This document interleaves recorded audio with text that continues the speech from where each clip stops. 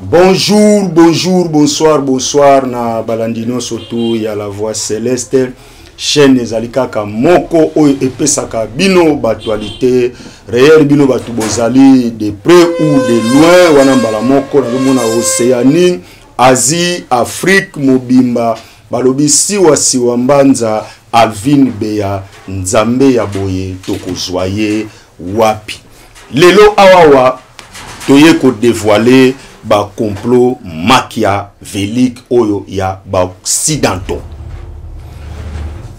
Complot yango e ali nini pe ali na phase nini ba occidentaux balingi bazo utiliser ba richissime ya Afrique pour ko réussir mission na bango ko arrêter hémorragie oyo Chine aye nango na Afrique. Donc disons Chine alingi a kota toko yede ba peuple africain to ba pays africains sur le plan ya développement bomoni awa ba asiatique bazolinga ba tombola vraiment Afrique et tomba mado ba récupérer bazala na monopole na likolo ya Afrique. Mais côté na ngambo ya occidentaux en tout cas vraiment bazolinga pété ko perdre Afrique yango moni bayaki biso toujours na plan ya guerre. Mais baye ko comprendre siko que sur le plan ya guerre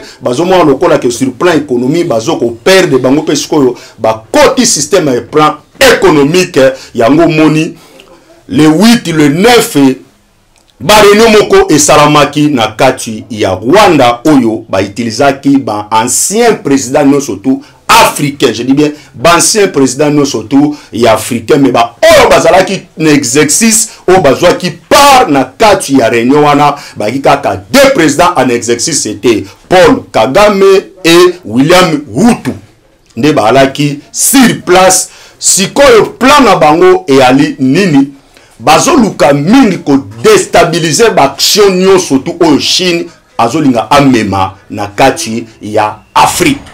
Bon moni minoko bango ba kesko na anglais ko utiliser ancien président o ya biso ndeko Kabila pona ko mema ba action sur plan économique. Donc disons ba ko pesa Kabila misolo ebele. Alors Kabila ta ko zo misolo wana ebele akolinga toujours ko ya ko influencer sikoyo ba congolais sur plan économique. Donc disons ko lancer moi message que non ba congolais ono surtout bana posa ko émerger na ba point o bozali boya akopanza misolo ko uta toujours na box na ngambu ya occidentaux bino moko bomoni Kabila alaka na problème na ba occidentaux. Problème à Kabila occidentaux à la kini akangaka maison Schengen bino bisono soto yebi maison Schengen la kina ba problème fort na ba européen. Siko boko tuna mutuna pourquoi Kabila ozalaki na problème na ba européen, mais Kabila abimi ake ko sala tourner na Europe. Pe abimi na ni na jet privé. Na bibe na jet privé. O Kabila akangaki ba européen kleboa na révision ya code minier. Akangaki bango kleboa. Alors, Kabila là qui déjà recherché sur le plan il y a Europe mobimba. Mais ce qu'on là que Kabila abimi libanda ndengeni pe na jet privé. Cela veut dire que abimi sur une invitation. Donc abimi na invitation que ba bengi pour ba sala lobbying nyo surtout wana pona nini ko déstabiliser pouvoir en place il y a RDC. Parce que biso moko toyebi awatan tolobaka bino bo komponaka te tolobaka toujours ya ngana ba toujours ba dirigeant na biso ya RDC il faut bazala misu gant pona ni na bi misu gant parce que Kabila o tozo mona musika e ko s'arriver pe ba ko utiliser kané tolobaka ke no Kabila tolantolmona ki biso no surtout awake Kabila ebisa ki biso accueilli mais à bientôt. Je crois message on a aloba ngona kiba aloba ke je pars, mais à bientôt. Donc, awa toujours ça la analyse politique. Torobite que Kabila koiko zonga na bokondi. Mais tout peut arriver. Que ba utiliser pe sur le plan.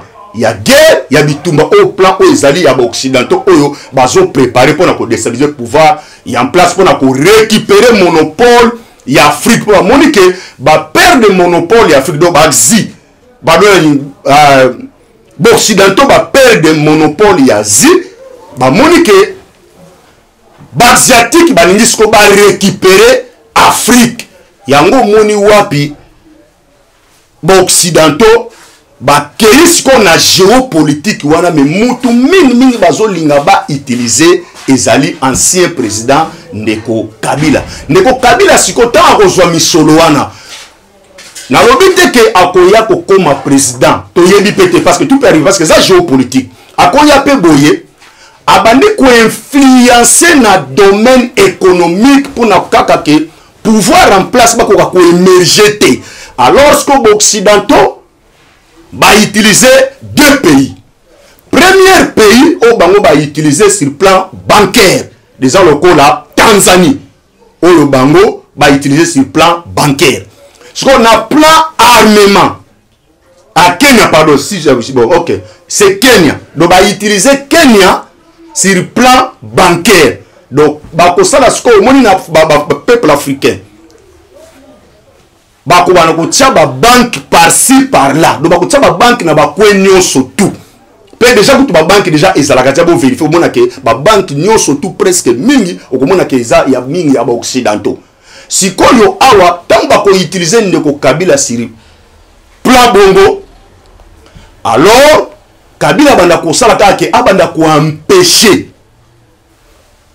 que pouvoir en place soit ya RDC ba réussir kenkena na bangote pour na nini to revenir kaka na ba occidentaux.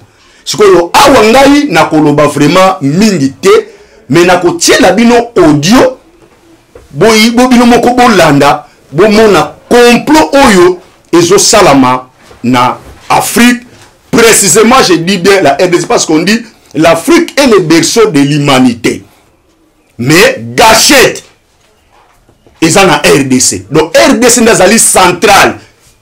Soka fungolika masolo des risques même troisième guerre mondiale. En tout cas vraiment tout la nananu audio pour que to bino moko bolanda. Bolanda audio malamu.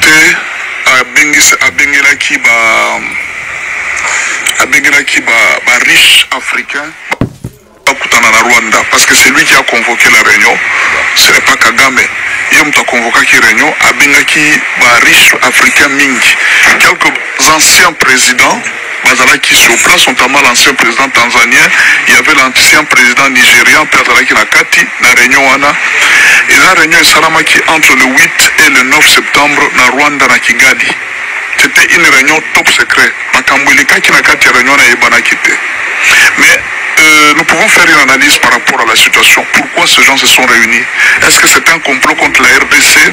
Bon, je ne crois pas vraiment. C'est possible aussi. Mais essayons juste d'analyser les faits.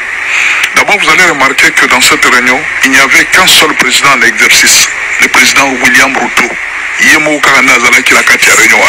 Les autres étaient des anciens présidents et les riches. La majorité des riches qui étaient là, c'était des anglophones. Il y avait quelques Sénégalais et des gens des autres pays aussi. Mais les riches et Bilo Bazaki Nakati, c'était des anglophones. Mais alors, qu'est-ce que nous pouvons comprendre de cette réunion d'Aliko Dangote? Moi, personnellement, on les analyse je fais juste une analyse simple. Ici, il y a un problème. Vous remarquez que réunion est Salamaki après que Félix Tshisekedi et le président africain viennent de la Chine. Réunion à Chine est le 6 septembre, Bango Bakoti réunion le 8 septembre. Vous allez comprendre qu'il y a un plan des Occidentaux. Et les Occidentaux, ils ont fait revenir Ruto. Pourquoi Ruto et pourquoi ça se fait à Kigali? Il y a deux choses que les Occidentaux ont pris. Ils se sont rendus compte qu'ils ne peuvent pas compter sur les chefs d'État. Le chef d'État va décevoir Bango Ming, notamment les sanctions ne peuvent plus marcher. Mais la Chine a déjà donné l'argent. Donc les sanctions économiques aux occidentaux sur le pays, ça ne va plus marcher. D'où il faudra maintenant utiliser aussi des moyens économiques pour contraindre les chefs d'État. Mais alors, qu'est-ce que les occidentaux ont décidé? D'après Mayele Langa, va décider ce qu'on va enrichir les gens riches africains. Mais alors, les Kenyans, et qu'on a la source de financement, c'est-à-dire le Kenya sera la banque. Et maintenant, le Rwanda sera l'armée. Parce que le pouvoir, c'est l'argent et l'armée.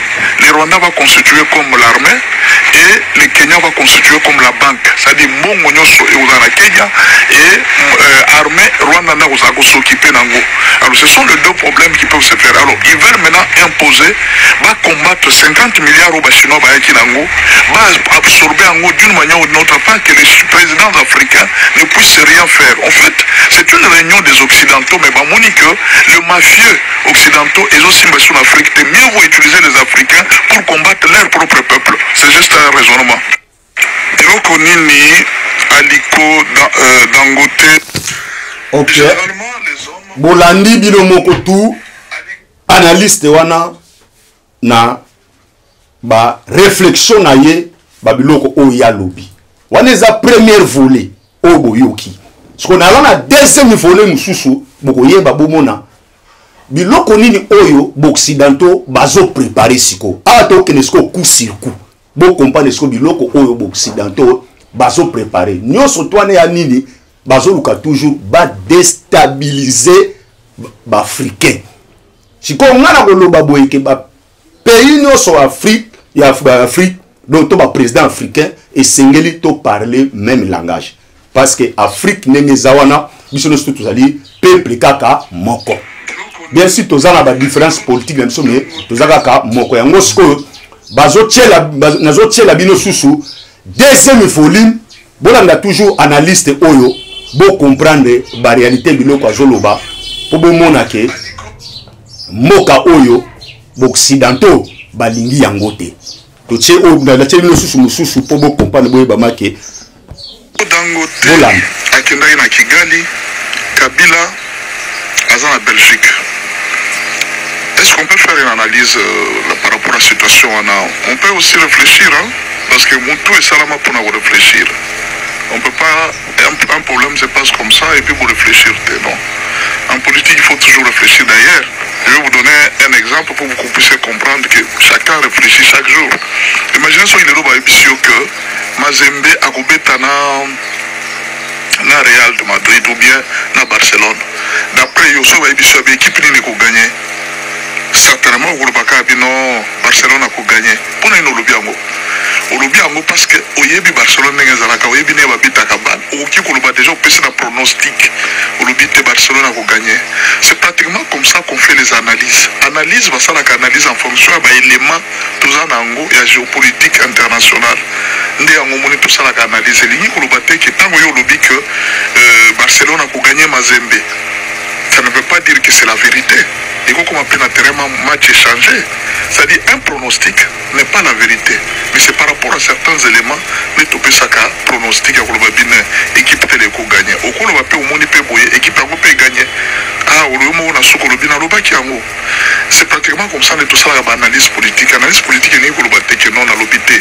Tout ça a un élément géopolitique international. Oui, permettre à Bisso de comprendre que l'Ikambo est salama boy, c'est que ça plan mo bazo pongisa boy. Alors, na maye les binaye toujours comprendre l'analyse de toujours ça là. Ce qu'on comprend c'est quoi? C'est que l'Occidentaux s'est beaucoup concentré sur la guerre militaire. Or, la guerre n'est pas que militaire, il y a aussi une guerre économique. Pendant que bango banayi ko dépenser mbongo pour akosoma ba équipement, ba armement, ba nini, pour te dominer le monde, osakani ba bomio, osakani ba longolio na pouvoir. Les autres nations étaient en train de chercher comment développer leur économie. C'est pourquoi on a réussi à développer l'économie à un niveau malgré la guerre. Vous avez senti Russie à bouger. Imaginez un pays comme la France. Guerre kaka moki ou tu kosala ma Ukraine. Et ça vous na été. La France, l'économie de la France est en train de bouger et l'économie de l'Europe est en train de bouger à cause de la guerre de l'Ukraine. Alors que la Russie s'était déjà préparée depuis très longtemps. La Chine, économiquement, s'est déjà préparée depuis très longtemps. Alors, les Américains ont compris que si nous commençons à maintenir seulement notre domination en fonction de notre armée, pour échouer. Ils comptaient aussi pour dominer le monde à travers la Banque mondiale et les FMI. FMI et banaï ko coincer soit coincer bino. Donc sur le plan économique, on peut taxifier, on peut te... Comme nous sommes consumés, il n'y a pas de l'autre côté, ce qui est fait à serrer. Alors c'était le problème qui s'est passé chaque jour, ce qui fait qu'on avait maintenu les États africains à un niveau de faiblesse. Les États africains ne pouvaient pas bouger, les États africains ne pouvaient pas avancer à cause de l'armée occidentaux à cause de FMI sur le plan économique, ils étaient en train d'asphyxier les pays africains. Maintenant, depuis un certain moment, depuis la guerre Rwanda qui BRICS a sali plan, les Américains ont compris que non. Si nous allons seulement avec la guerre, il y a des politiciens, il y a pouvoir, des présidents, il y a pouvoir, nous risquons d'être en retard. Nous pouvons recourir à une autre classe politique, les hommes d'affaires africains, ils ont une influence au niveau de l'Afrique. Nous pouvons recourir à eux. Comme ça, tu utiliser Bango, pas comme à peine à moyen. Vous avez vu Dangote au Nigeria, à usine à raffinerie. Le pouvoir lui a dit non. Et lui-même Dangote a toujours à lobby. Moi, je ne fais pas confiance aux politiciens parce que les politiciens ne sont pas libres. Ils ont les mains liées, soit par égoïsme, soit par les influences occidentales. Maintenant, là, je pense que Dangote vient d'entrer maintenant dans la politique. Il a compris l'importance de la politique. Je crois qu'il a réuni, c'est comme s'il y a un débat poni en Afrique, il a réuni tous les richards de l'Afrique à réunir Bango. Et pendant ce temps, sur le plan politique, Bazoui, ancien président, quelques anciens présidents africains, notamment il y avait un ancien président tanzanien Zaki da Réunion à Barisho Dangote à Bengaki. Il y avait quelques anciens présidents. On a choisi Kagame certainement parce que la réunion s'est passée à Kigali. On a choisi aussi Ruto. Alors c'est comme si Bazigno a fait sa mission va influer sur l'Afrique, pas seulement sur la RDC, mais c'est sur toute l'Afrique. On a contrecarré l'action à Russie, à BRICS, à Chinois, à Afrique. Ils vont leur donner des moyens. Ils vont leur donner des moyens financiers. Pour faciliter, on va créer des banques. D'ailleurs, ils en ont même. Il y a plusieurs riches qui ont déjà des banques. Alors, à travers les banques, on a la représentante dans la banque qui est à Kenya. Maintenant, ils vont s'occuper aussi des militaires. Les Rwandais vont s'occuper de la branche militaire. C'est-à-dire là, ils peuvent envoyer des soldats, des armées à Rwanda et les Rwandais vont commencer à les dispatcher. Au fait, ça c'est juste une pensée une géopolitique qu'on a analysée. Alors pourquoi Kabila doit se rendre en Europe maintenant? C'est parce que c'est un plan. On veut recruter tous les anciens présidents qui vont travailler sur son Bango. Donc le président Bango va causer la pro-Bango. Maintenant, qu'est-ce qu'il y a? Kabila va-t-il accepter leurs propositions? Je ne sais pas. Aussi, il ne faut pas toujours tous voir du côté négatif. Hein. Kabila peut aussi se déplacer. Pourquoi nous sommes en train de parler du départ de Kabila en Europe? Est-ce que depuis Kabila a eu mal à pouvoir, Kabila a voyagé en Europe? Il ne l'a jamais fait. Pourquoi? Kabila a pas un problème très sérieux avec les Occidentaux. Il avait fermé la maison Schengen pendant 2 ans. Les Occidentaux va se pilacater. Deuxièmement, il y avait la mort de Chebea. Un agent des droits de l'homme, et les Occidentaux avaient fait un problème avec lui. Et troisièmement, Kabila avait un problème avec les Occidentaux. Il avait changé le code minier congolais qui avait donné l'avantage à tous les pays du monde de venir exploiter les minéraux du Congo. Et c'est ce que le président Félix Tshisekedi a hérité. Ce code minier que Kabila avait changé, en tout cas, c'est là que Occidentaux qui est plus. Vous voyez les 3 griefs au Kabila Zaki Nango contre les Occidentaux contre Kabila, ça ne pouvait pas lui permettre d'aller en Europe. D'ailleurs, un jour, on va poser à Kabila la question. Il mais tant que la population va en Europe pour gagner maison Schengen. Si la population va voyager sur ce lobby, dans le monde, il y a 153 pays. Ils peuvent aller même dans d'autres pays. Il n'y a pas que l'Europe où il y a des pays. Il y a 153 pays dans le monde. Donc Kabila avait dit aux Congolais, il dit, vous pouvez voyager dans d'autres pays, même si vous n'allez pas en Europe. Et là, les Occidentaux n'étaient pas d'accord avec lui. Sont-ils prêts à les récupérer? C'est possible, parce que pourquoi Kabila se déplace en Europe, il n'est pas inquiété? C'est que quelque part, soit il a été appelé, parce que paraît-il qu'Akenaï n'a jet privé. Akenaï quitte à peine un aéroport privé pour ne pas attirer l'attention de plusieurs personnes. Vous voyez un peu, il ne voulait pas attirer l'attention de plusieurs personnes. Pourquoi l'Europe fait venir aujourd'hui Kabila?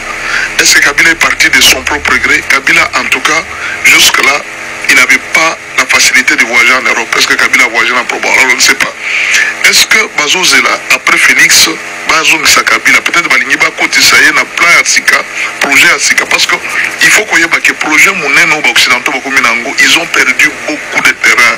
En Afrique, vraiment, on perd des terrains. Comment il faut raisonner, comment récupérer l'Afrique? Et cette fois-ci, Balingiba élever les hommes économiquement. Donc Balingiba peut ça. Batumwa makoki ebele de sorte que bakoka ko combattre ba cause. Donc comme à niveau moko oyo les riches, les hommes riches seront plus influents que les États. C'est ça qu'on veut faire maintenant. Baningi ba comme ça ba hommes riches ba comme plus influents que l'État. Ou soit Kabila peut ne pas venir au pouvoir, mais ba PC ka makoki a osala ba faire parce qu'il a déjà des affaires au Congo. Beaucoup de ces Makoki va sécuriser va faire et on lui donne tous les moyens pour commencer à déséquilibrer le gouvernement. Beaucoup de ces hommes d'affaires ne soient pas bons, de sorte que la meilleure façon à faire c'est combattre pour que le projet ne soit pas sala et qu'on réussir. En fait, ça peut être un de plans. Peut-être que Kabila pouvoir, il peut ne pas rentrer. Mais si on lui donne un pouvoir économique à niveau à Dangote, ce sont des gens qui peuvent influencer. Imaginez ce qu'il est par exemple Kabila a Mboka, on a créé une entreprise où il n'y a pas de Congolais Misala. Il aura une grande influence sur le plan économique. Les Juifs aujourd'hui ont une grande influence aux États-Unis à cause de l'argent. Et même pas seulement aux États-Unis, les Arabes aujourd'hui ont une grande influence en Europe à cause de l'argent. C'est-à-dire les gens qui ont l'argent, ils peuvent influencer le pouvoir. Alors, Balingi va changer le système de sorte que les autorités va gérer Bamboka, va sur la liberté va susciter dans chaque nation un homme riche où il y a bouleverser la banque, l'économie en Mboka. Moi je pense que je vois ces choses comme ça. Je ne vois pas Kabila va pouvoir récupérer, changer, pas Félix, non. Je pense qu'on veut préparer juste Kabila à faire des grandes affaires. Comme on a Mongo et Béné, de sorte que va influencer négativement le gouvernement. Peut-être ça sera un moyen de combattre tout ce que la Chine est en train d'investir et les BRICS va préparer pour investir dans la carte Afrique.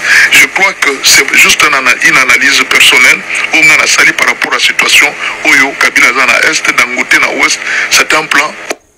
Aliko Dangote. Ok.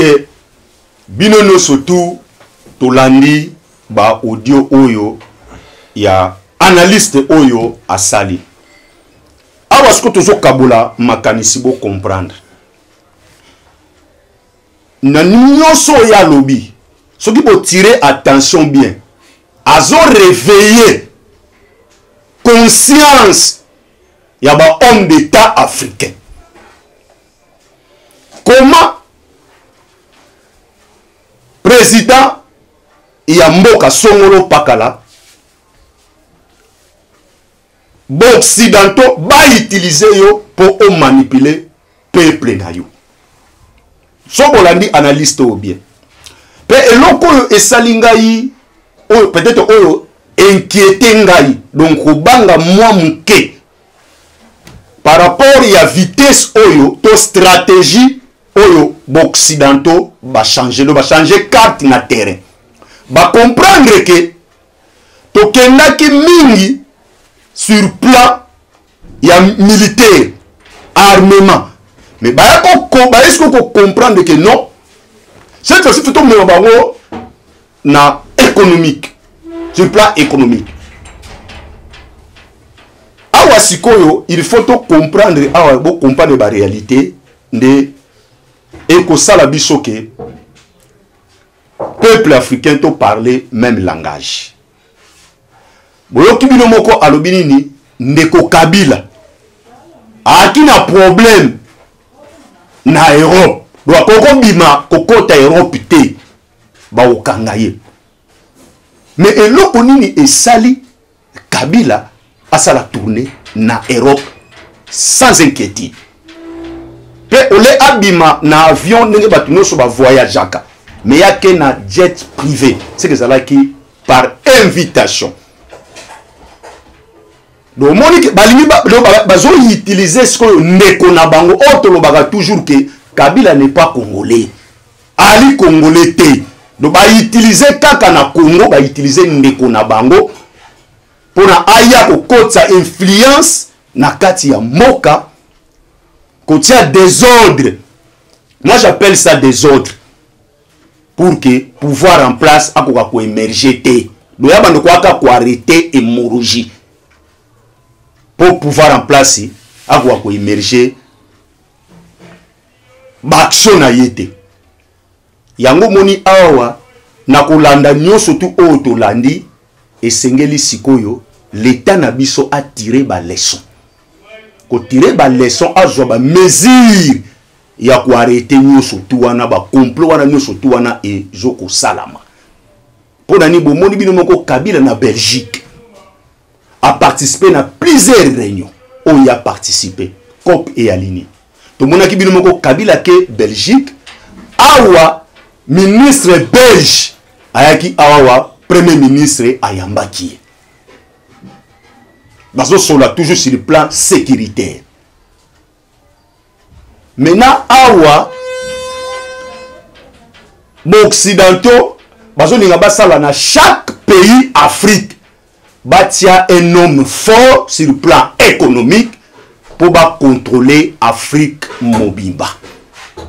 Donc il va empêcher kak l'action ya Brit oyo Russie a initié au René Salamaki na Afrique du Sud ba bengisaki ba pays et belé bas basala ba décision ba pays Afrique basala ba décision na bango et lelo oyo Chine alingi a économiser to ko pesa misolo na bango na ba pays africains pour na ba émerger no moni wapi ba occidentaux balingi ba arrêter système wana donc na axe wana makambu et simba te yango moni nga na lobaka toujours boye biso nostu tozali bana ya tata moko awa siko eza problème totika ba divergence politique onga na za mutu songolo nga na za mutu pakala pour même bato bazo kufa na este wana bali bato lokola ngai na yo ce sont nos frères nos sangs oyo bali ko kufa na kati ya este bino bolanda bi botala bien ba réunion wana ndenge salami tata ekolo a chargé Kabila ke yende azali promoteur ya groupe ya Corneille Nanga directement ba réunion et salami ya kafu Kabila abimili banda ya mboka bake sala ba complot no surtout wana pona ko bebisa pouvoir y en place no surtout bazoli nga ba empêcher ka ke lokola tata ekola zui deuxième mandat à réussir.